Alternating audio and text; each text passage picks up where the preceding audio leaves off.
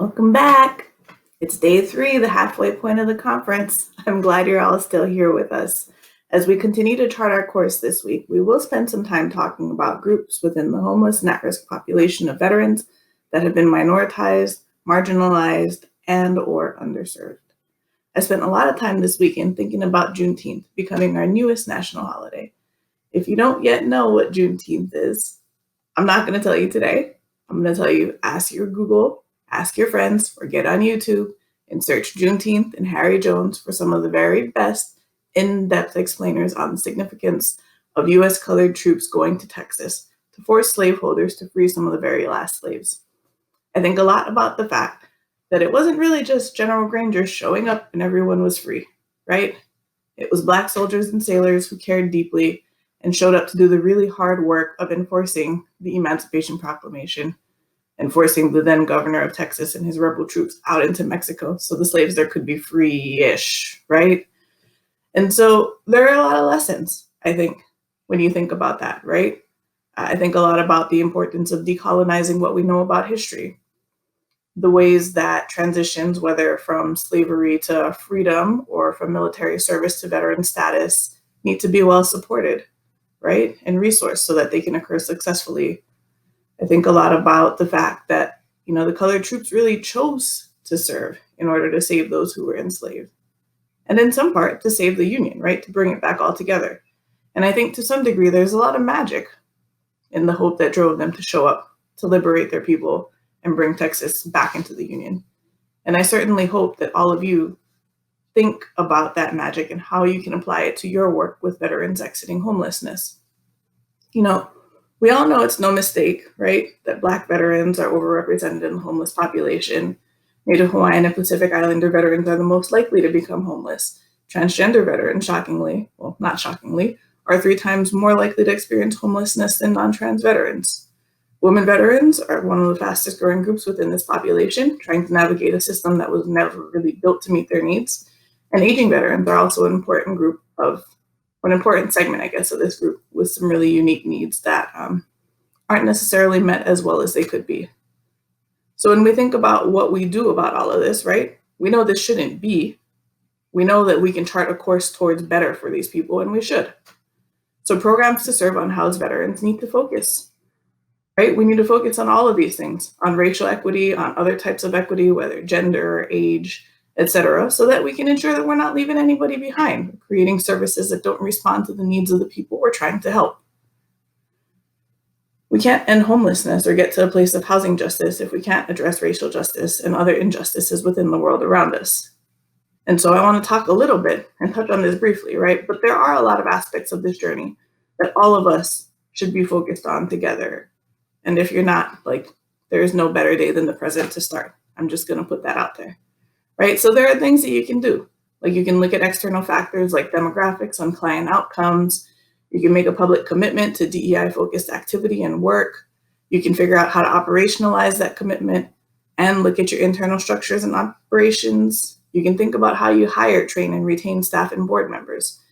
You also need to think really closely and heavily, right, about doing some of the private behind-the-scenes work to enhance your own personal understanding of these issues and how they came to be, so that when it comes time to transform the world for those disproportionately impacted by these inequities, you're ready and you're armed with knowledge.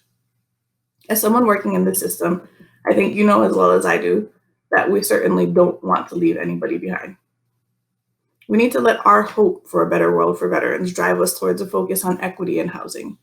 We need to let it push us to address the challenges that come with being minoritized and marginalized, and the challenges that come with having to navigate through and survive a system that wasn't ever really built with inclusivity, or diverse needs in mind. There are things that you all can be doing within your organization to benchmark and assess where you are. But I think the number one thing is to start, right? You can start by leaning into some of the really messy but really rewarding work of learning and growing, by doing trainings. You can look at the composition of your staff and your board and kind of look at how that compares to the population your organization serves. You can look at your program's outcomes data, right? These are all things that you can do with the resources that you have now today, right? You can start the hard work of examining why inequities might exist and finding and looking, right, for interventions that might actually address them.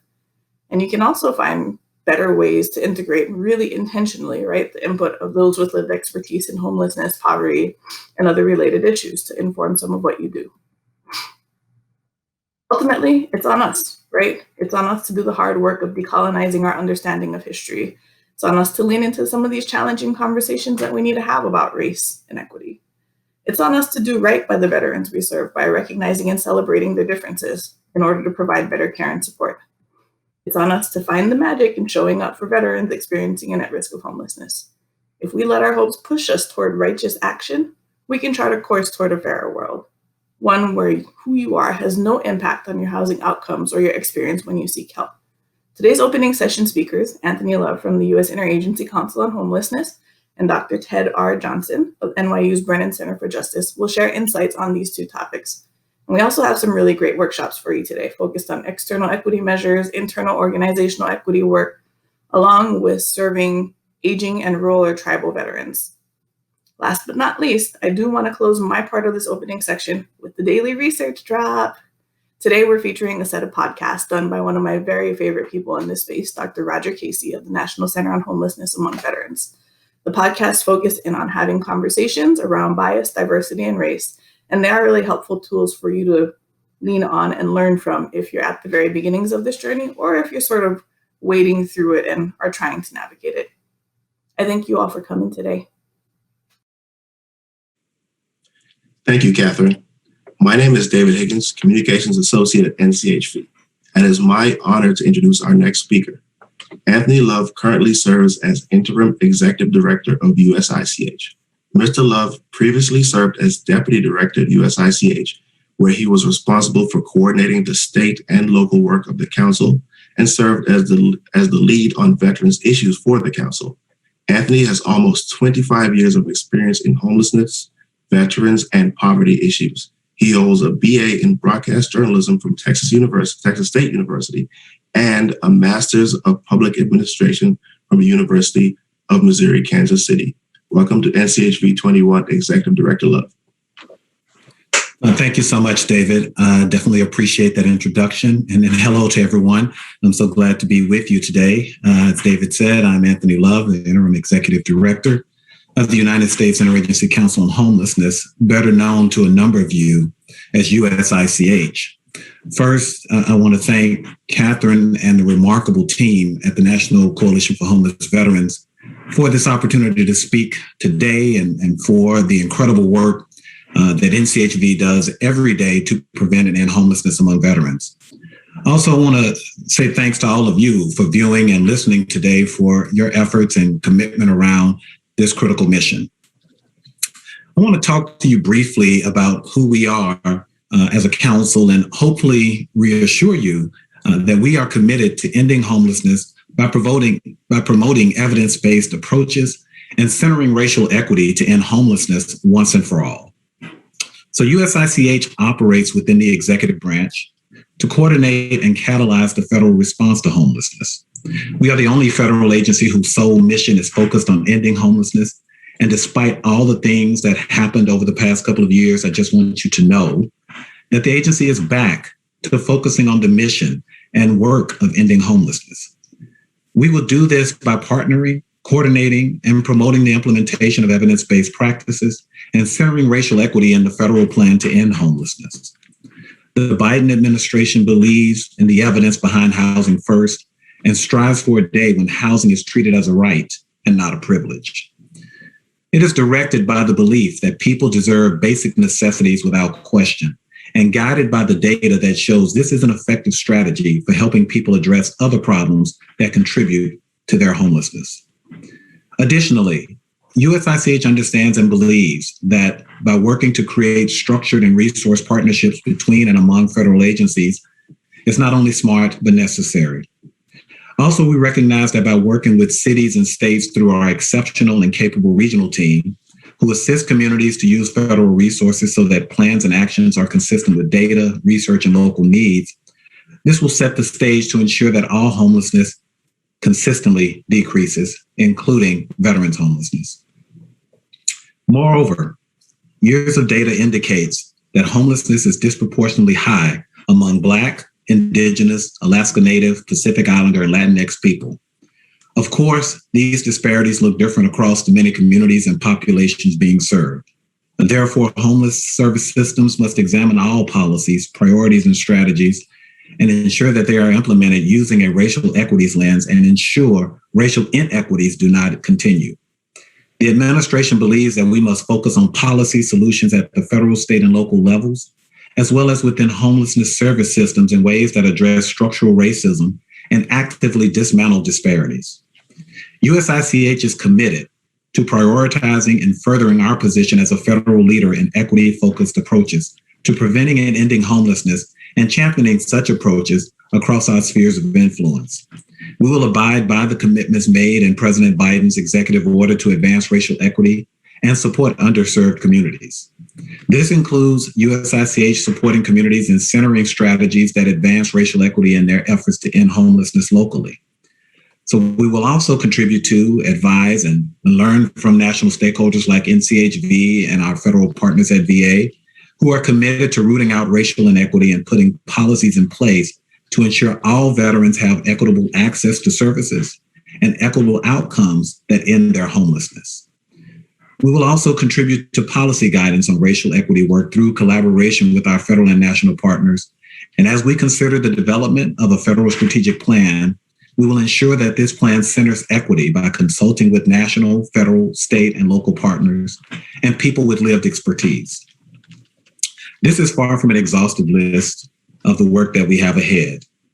And we are committed, and I can't emphasize that enough, to ending homelessness, and know that we will not end homelessness without addressing racial inequity. Under this administration, USICH will address disparities and elevate evidence-based policy solutions to help all underserved communities that are overrepresented within the homelessness service system. I look forward to working with you. Thank you so much. Thank you, Executive Director Love. Thank you for your leadership and making a commitment to addressing racial inequality and using evidence-based practice to do so. It is my honor to introduce our next speaker, Dr. Ted Johnson. Dr. Johnson is the director of the Fellows Program at the Brennan Center for Justice. His work explores the role that race plays in electoral politics, issue framing, and disparities in policy outcomes. Dr. Johnson is a retired commander in the U.S. Navy, following a 2-decade career that included service as a White House Fellow, military professor at the U.S. Naval War College, and speechwriter to the chairman of the Joint Chiefs of Staff. Welcome, Dr. Johnson.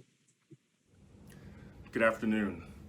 It is my honor to present today's keynote address at the annual conference for the National Coalition for Homeless Veterans, and I'm really excited to do so today, given the theme of equity and special populations. I'm Ted Johnson, and I'm the director of the Fellows Program at the Brennan Center for Justice at NYU's School of Law. And I'm also a senior fellow there, where my research explores the role that race plays in our society, both the way it has shaped our history, but also how it continues to influence public policy and policy outcomes today. And I'm also a retired Navy guy. I spent just over 2 decades in the United States Navy, retiring only 5 years ago as a commander. And there I saw firsthand what happens when those who have served the country return back to society, return back to their communities, and where racial inequality awaits. Now, you all know better than most that homelessness among our veteran population is an issue that requires national attention.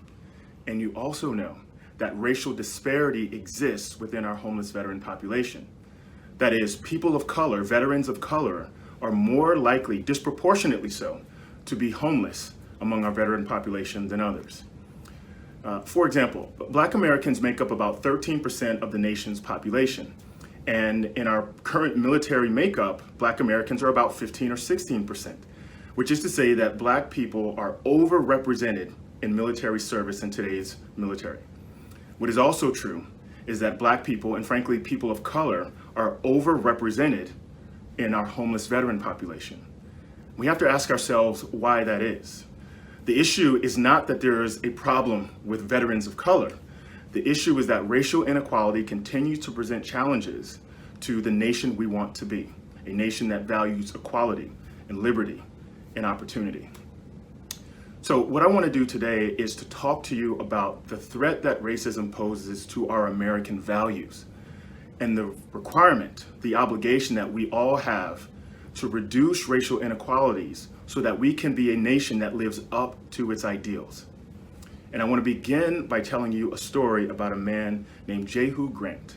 Now, Jehu Grant wanted nothing more in this world than to be an American, a free, independent American who enjoys all the rights and privileges of American citizenship.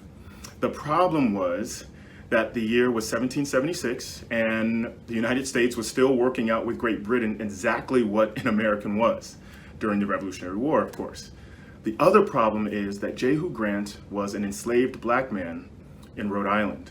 And so freedom, liberty were not things that he ever had the opportunity to enjoy.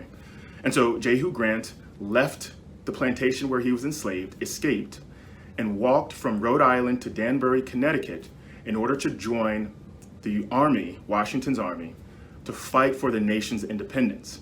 And not just for the nation's independence, but also to fight for his own independence, his own freedom. And so he served in the army for 10 months, fighting the British, assisting in Danbury, Connecticut, the army efforts there, as well as in upstate New York. And after 10 months of service, one day the man who owned Jehu in Rhode Island shows up to the base where he was stationed and told the army, "You have my property and I want it back."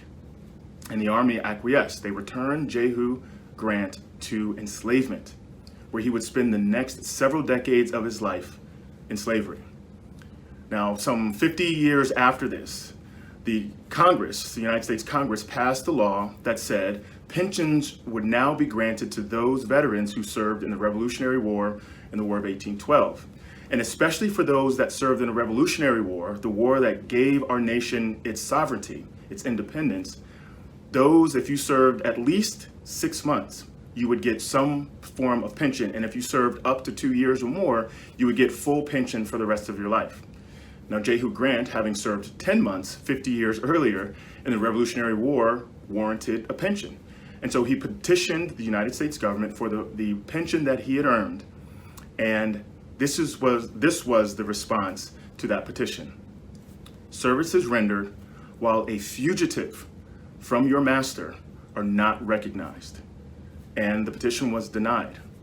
And Jehu Grant died old, penniless, and blind, and homeless in upstate New York in the 1830s. And so when we talk about homeless veterans, this is an issue that is as old as the nation. And when we talk about the role that race plays among our homeless veteran population and in America, it is an issue that is as old as the country itself. And the question is why? If we are a country that is founded on the idea that we are all created equal, on the idea that we all have unalienable rights that include life, liberty, and the pursuit of happiness, then the presence of racial inequality is a threat to those ideals. And this is why I often say that racism is an existential threat to America. And when I say this, I don't mean that racism is going to cause the United States to collapse. The United States, the geopolitical entity, the nation state, is a country governed by its interests, just like every other country. But America is a belief, it's a set of ideals, values, principles that recognize our inherent equality, that recognize that we all have these unalienable rights. And racism presents a threat to the idea of America. The presence of racial inequality, the presence of structural racism, and the promise of America cannot coexist. Wherever one surges, the other must recede. And so it is incumbent upon all of us to fight for the America of our values and address racism, address racial inequality wherever it exists in our country. Now, when I talk about this, I'm not talking about the kind of racism that people may hold in their hearts. I'm not talking about whether one set of people likes another set of people. And I'm not talking about whether the nation intentionally tries to harm or hamper the dreams of particular groups. What I am saying is that the way our country is structured, given its history and given its present set of public policies, that it is harder for some, based on their racial and ethnic group, to achieve the American dream and to realize the full rights and privileges of citizenship than it is for others. And that does not align with our principles. And so the threat racism poses to our country is one that we must overcome, or at least we must mitigate, if we're going to realize the nation of our dreams and leave to posterity a nation that is stronger, more stable than the one we inherited.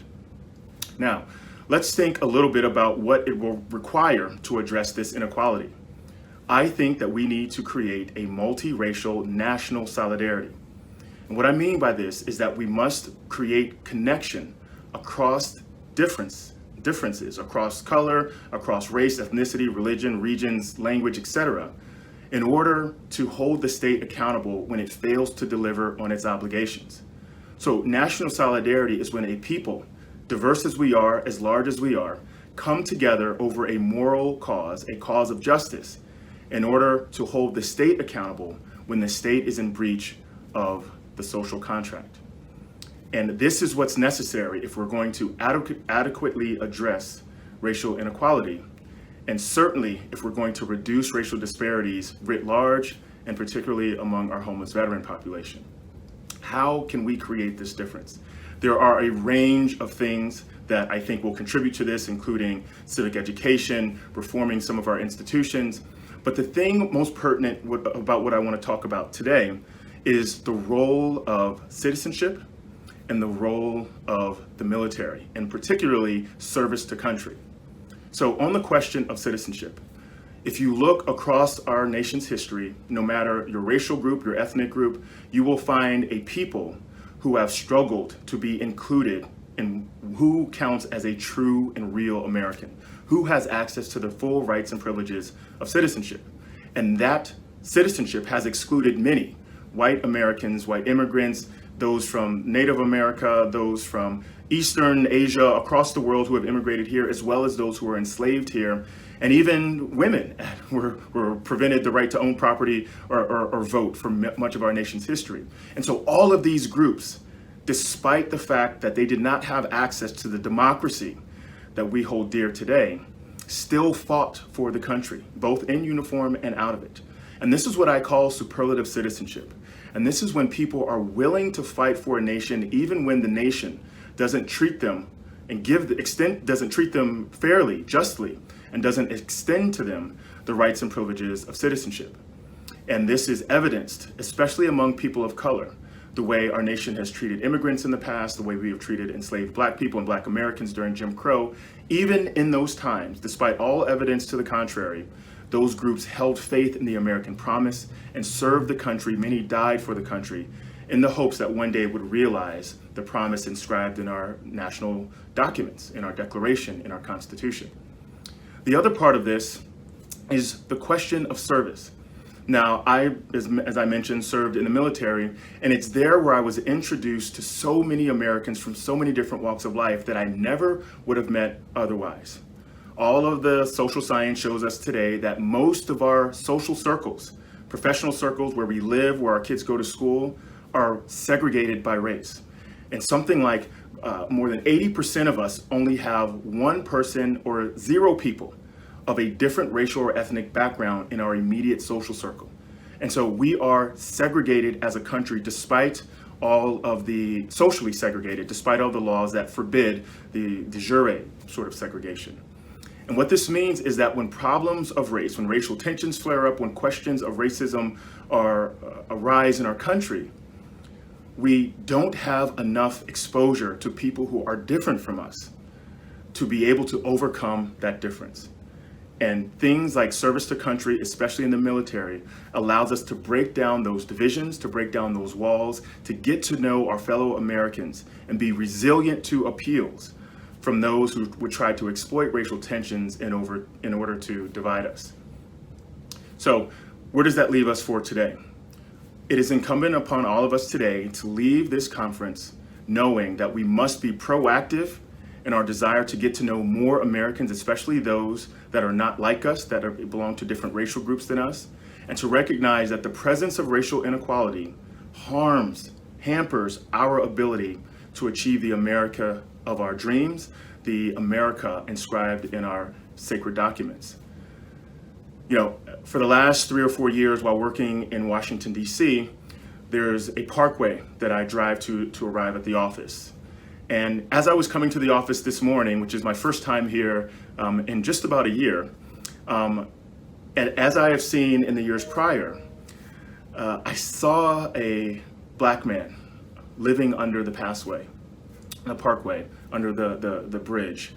And he's got a camouflage bag where he packs his sleeping bag and all of his possessions that he uses to make it through the night. And every morning, many mornings, I would see this happening as I'm passing by. He's packing up his belongings, and I could tell not just by the fact that his bag was camouflaged, but by the tidy and neat way he put his belongings together and stored them in a little nook by the underpass there. I could tell there that the man was military. And it hurts my soul that in our nation's capital in the year 2021, that homelessness still plagues our veteran population.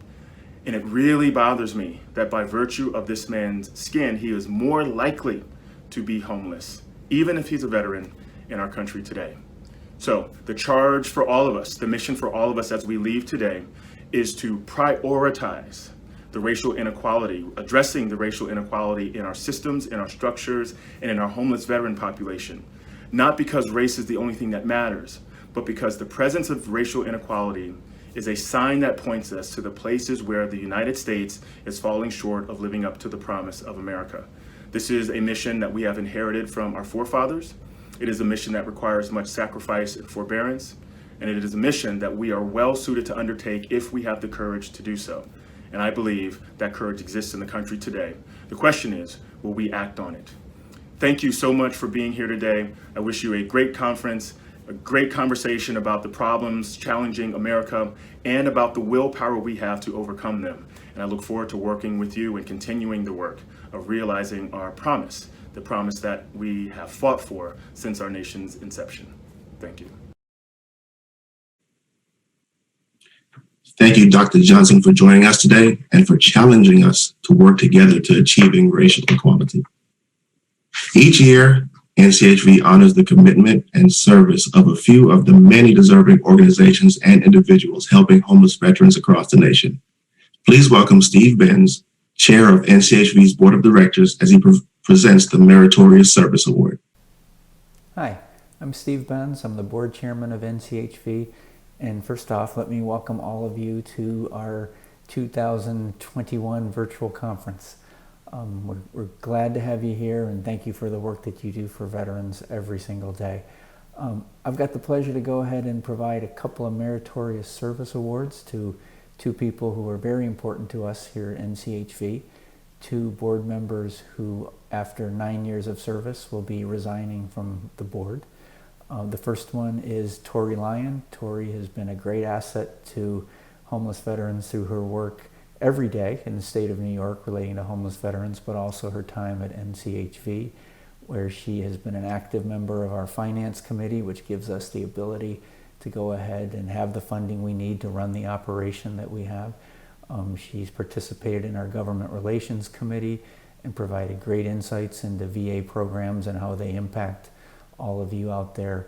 And she's also been a great champion of bringing in best practices to our organization to help us as we advocate for important policies. So Tori, we've loved having you on the team. We're going to miss you as you, and in this aspect of your work, as you retire from the board, but we know you're not going far, and we're going to certainly take advantage of all of your great skills and abilities as you continue to support homeless veterans. The second person that is going to be resigning from our board is Andre Simpson from San Diego, California, or from San Diego, California, because he's made a move.